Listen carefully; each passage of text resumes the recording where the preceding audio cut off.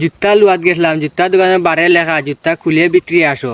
তারপর আমি এক কাপড় লুয়াত গেলাম না, সেখানে যদি লেখা থাকে কাপড় খুলে বিক্রি আসো।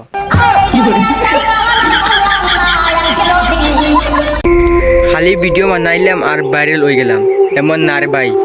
এবার তুমি ভিডিও বানিয়ে দেখো কতটা কষ্ট একটা ভিডিও বানানি।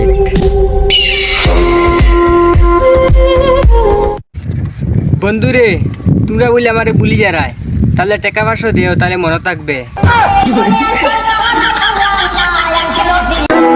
একবারও কি ভেবেছেন কেমন হবে সেই রাতটা, যে রাত হবো আমাদের সবার কবরের প্রথম রাত।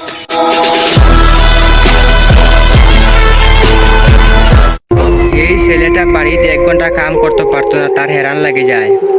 আজ প্রবাসে গিয়া সেই ছেলেটা 12 ঘন্টা কাম করে আইয়া তারপর তার মারে ফোন মারে বলে কোনো কষ্ট নাই।